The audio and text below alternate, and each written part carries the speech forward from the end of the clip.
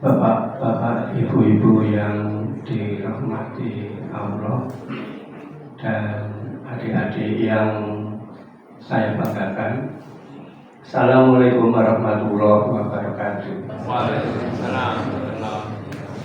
Pertama-tama, marilah kita panjatkan puji syukur kehadirat Allah Subhanahu wa Ta'ala yang telah memberi banyak sekali kenikmatan pada kita, khususnya kita dihadirkan di masjid ini untuk sholat subuh berjamaah. Tidak banyak orang yang mendapat tuntunan seperti itu, banyak sekali yang Islam tapi tidak ke masjid. Sholawat serta salam kita curahkan pada Nabi besar kita, Nabi Muhammad Sallallahu Alaihi Wasallam. Ini hari-hari terakhir pada bulan Ramadan, sehingga sudah banyak sekali kultum yang berbobot, sehingga kali ini untuk kultum saya hanya bercerita. Moga-moga ada gunanya. Kalau cerita bahasa Jawa dulu waktu saya kecil itu dimulai sakwit dino. Nah, sekarang bahasa Indonesia dahulu kala kira-kira tahun 1500 1400 sebelum Masehi, di negeri Mesir tinggallah seorang suami istri di sebuah rumah yang nampak jelek. Pada waktu itu Mesir di bawah kekuasaan Fir'aun, itu Fir'aun kedua, karena kemudian Nabi yang ada waktu itu Nabi Musa. Suami istri begitu miskin sampai bisa dikatakan kalau pagi mendapat makanan bisa makan, nanti malam nggak makan. Begitu sebaliknya, kalau malam dapat makan, pagi nggak makan. Karena sudah lama keadaannya seperti itu, si istri ini mengeluh pada suaminya.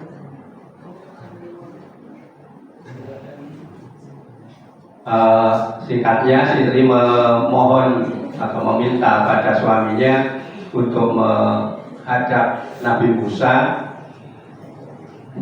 supaya didoakan, dimintakan pada Allah supaya bisa menjadi kaya. Suaminya mula-mula keberatan. Oh ya, waktu itu Nabi Musa salah satu mukjizatnya selain dia tongkatnya bisa menjadi ular, salah satu mukjizatnya dia itu bisa dialog langsung dengan Allah. Dan orang-orang tahu itu, maka si istri tadi meminta suaminya untuk menghadap Nabi Musa supaya didoakan menjadi kaya. Karena didesak istrinya, si suami langsung akhirnya mengiyakan, tapi ragu-ragu karena belum pernah berhadapan dengan Nabi. Nah, nanti bagaimana Bu saya ngomongnya pada Nabi Musa? Apa Pak Mus gitu? Kalau itu kan takbir di Masjid Al-Huda.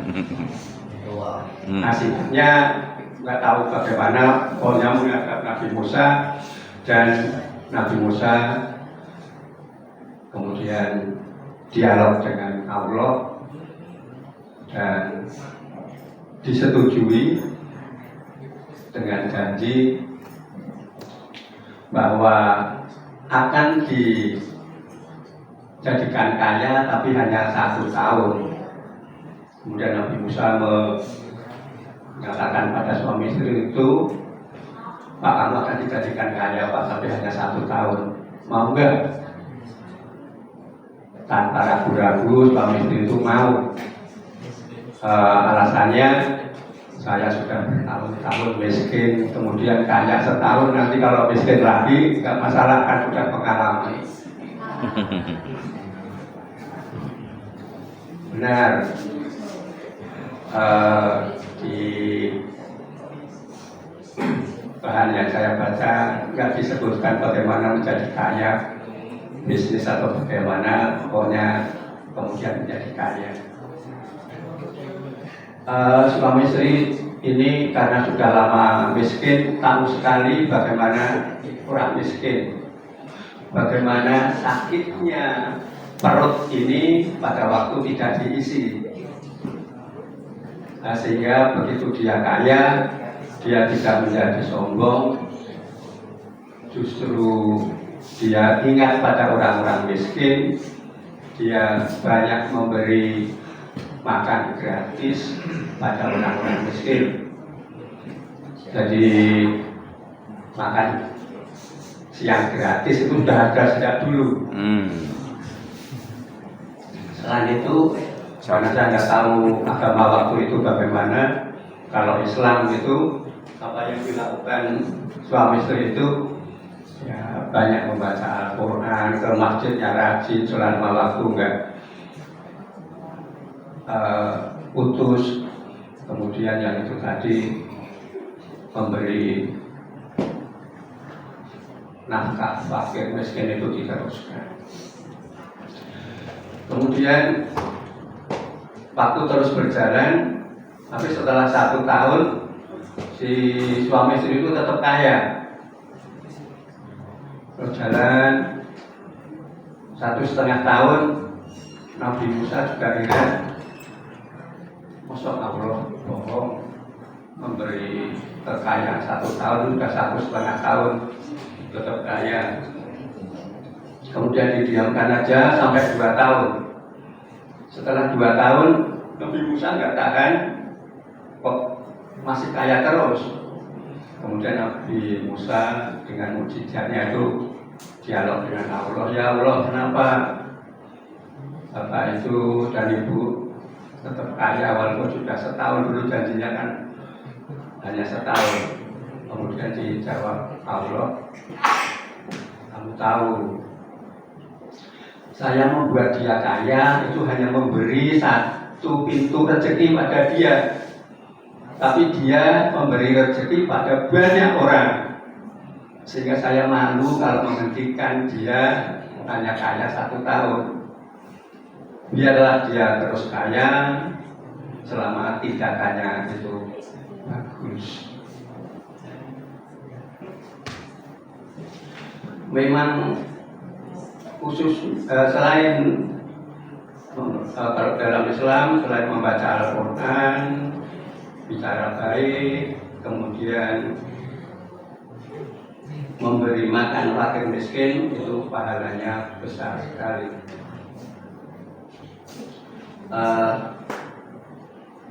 Ini saya kutipkan, Abu Malik Al-Ash'ari pernah bercerita bahwa Rasul suatu saat bersabda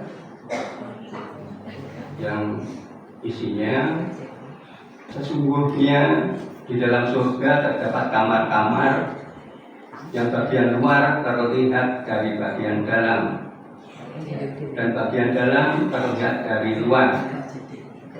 Mungkin ini disampaikan di masjid.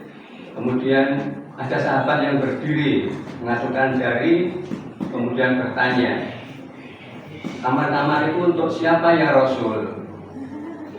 Kemudian Rasul menjawab, kamar-kamar itu untuk orang yang berkata baik, memberi makan fakir miskin, selalu puasa dan sholat pada malam hari ketika manusia lain sedang tidur. Ini dari hadis riwayat Ibnu Majah, Tirmidzi, Ahmad dan Hakim.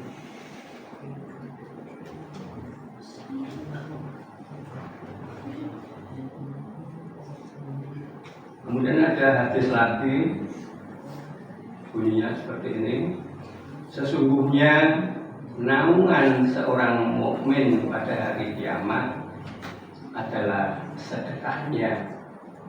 Ini hadis riwayat Ahmad. Hadis ini sahih. Demikian yang bisa saya sampaikan.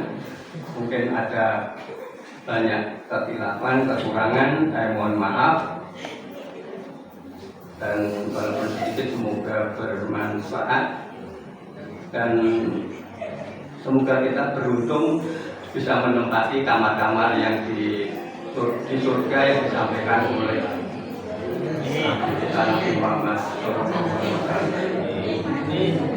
Assalamualaikum warahmatullahi wabarakatuh.